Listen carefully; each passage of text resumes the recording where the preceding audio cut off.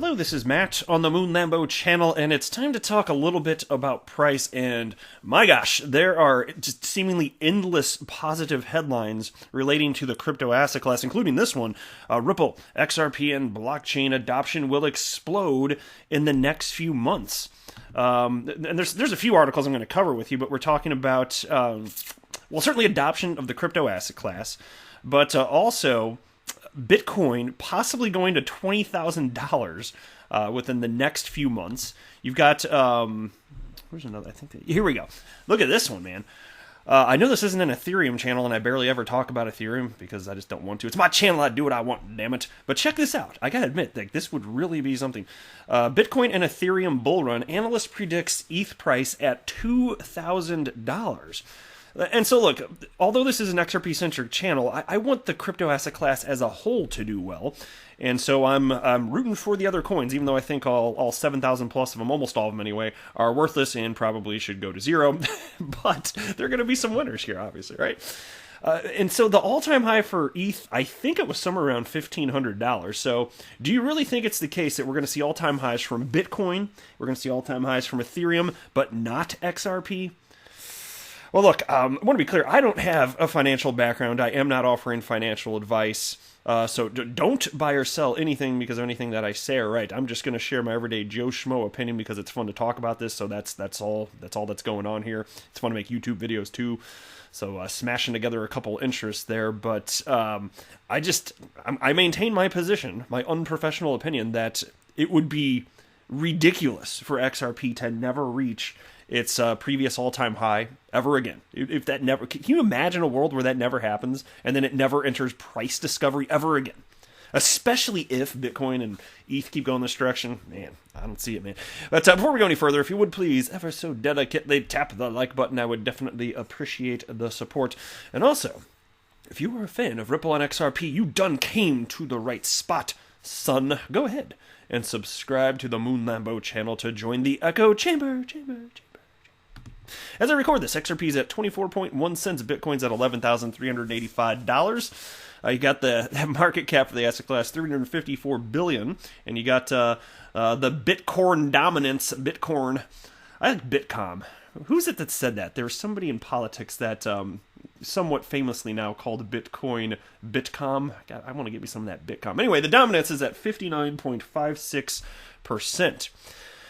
Here's a tweet. I was tagged in this, so shout out to Frecky here, who sent me this tweet from Michael Saylor. This is the CEO of MicroStrategy. This is the company that spent like damn near $500 million on Bitcoin. Specifically, like they literally bought that much Bitcoin.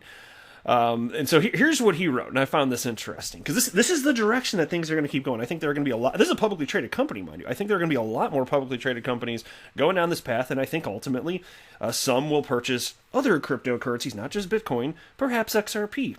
Might that matter? And even if they did only purchase Bitcoin, what's this going to do in terms of propelling Bitcoin's price upward? Because again, it's a matter of supply and demand, and if Bitcoin does well, I suspect that XRP will, because historically, it's an undeniable truth. XRP is just following the price action of Bitcoin today. So I love this stuff. I love this. This is great for us within the XRP community. But here's what he wrote. In these challenging times, Bitcoin represents hope to billions of people in need of an instrument of economic empowerment. Accordingly, we have redirected the Hope domain to the Bitcoin education section of our website. Spread the word. Bitcoin is hope.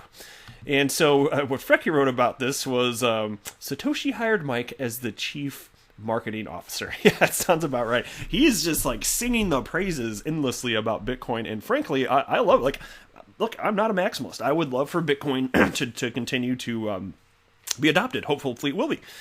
I really wonder how people are going to behave, though, during the next parabolic move upward when you've got outrageous fees that take potentially days to settle. I mean, you think about that. What if, because we already saw fees of like, what, $50 or $60 during the last bull run? I think I definitely saw over $50 personally for myself, and I was like, well, this is freaking outrageous, and participated anyway. Is it going to get so high at some point that people are like, nope, I'm out? Like, what if there's a $1, $2, $3, $4, $500? Like, what if it actually got that high? What if that was the transfer Bitcoin once? It was like hundreds of dollars. Is that going to put a halt to the bull run? And that's something that we don't know because it hasn't happened to that degree. We saw it got pretty bad in late 2017, but it does make me wonder, and I hope the answer is people still want to participate. So if you're super duper long term, maybe spending a few $100s to hold a scarce asset like Bitcoin, maybe people just do it anyway.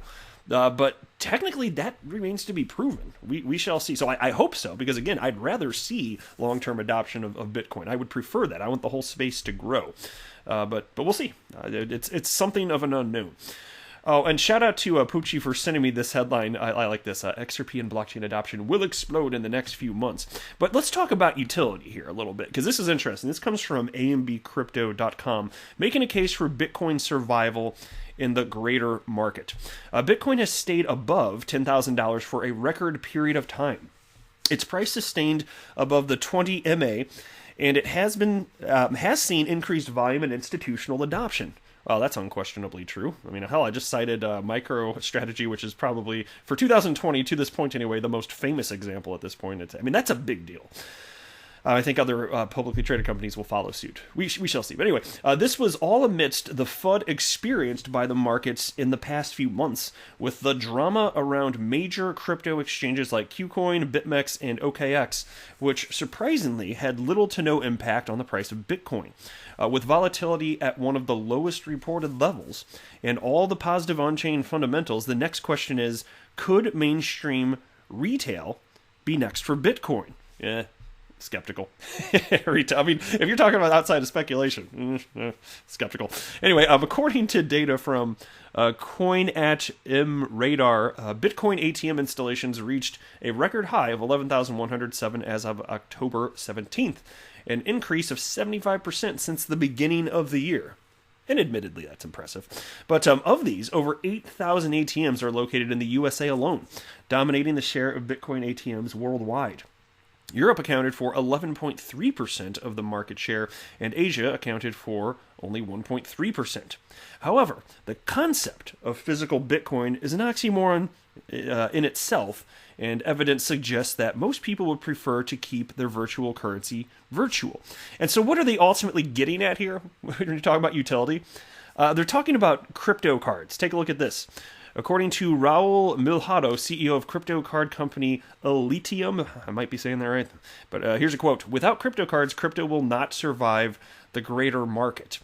Well, with Bitcoin, it's certainly true because it's slow as hell. Technologically, it can't reasonably be used as money. But there are other cryptocurrencies out there, XRP, that are technologically sufficient so that if you wanted to use it in place of your fiat currency, you actually could. It's super fast, and transaction fees are fractions of a single penny. It's almost nothing, right? And so it just kind of makes you wonder, like, to what degree is utility going to matter in the future?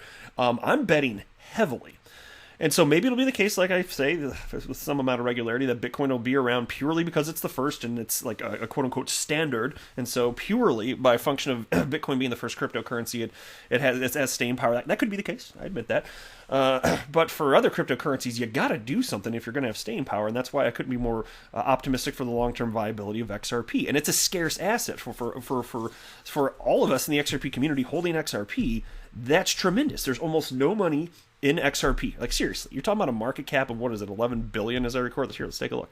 It's probably around there. Yeah, just a hair shy of 11 billion according to Live Coin Watch. That's almost no money, and way less than 11 billion actually flowed in, because understand, market cap is just the current market rate times whatever the supply is, right? So barely any money and barely any humans own XRP right now. I just don't think it's going to stay like that. It's pretty clear that people are gravitating towards scarce assets. There's a lot of fear in the world, especially what's happened with the pandemic, and whether it's justified or not isn't even the point that I'm going to make in this video. It's like, this is how people are behaving as a result. You wouldn't have seen what MicroStrategy did, purchasing damn near $500 million of Bitcoin without this particular circumstance. It's changing the way people and businesses are treating cryptocurrency. It's changing the rate of adoption. And take a look at this from Cointelegraph. Calm before the storm? Question mark. Analyst says $20,000 Bitcoin possible in 3 months. And so look, historically, XRP parabolic price action has trailed Bitcoin. So if this happens within the next few months, what's that mean for XRP? Would we have to wait half a year or another year past that for it to run? Maybe. And if that's true, I will not hate that. Whenever it happens, it's fine. I'm just going to sit here and be patient. But the price of Bitcoin has been consolidating within a tight range for several months. If the top cryptocurrency successfully breaks out, BitZoo Capital founding partner Mohit Sarot, I'm sure I'm butchering the name, sorry bro, I'm doing my best, man, says a record high would be imminent. Since July 2020, Bitcom, that's how you say it, Bitcom has been ranging between $10,200 and $11,800, a 15% range. It has been subdued volatility for a prolonged period, except for some short instances of a volatility spike. When Bitcom, I'm just going to call it that from now on, when Bitcom stays stable for a long time in a tight price range, a major price movement typically occurs. Whether a breakout would occur in the near term or not remains an uncertainty, but if it happens, Sarut says it would take 3 months for Bitcoin to hit $20,000. I'll tell you what, I know what I hate, and I don't hate that.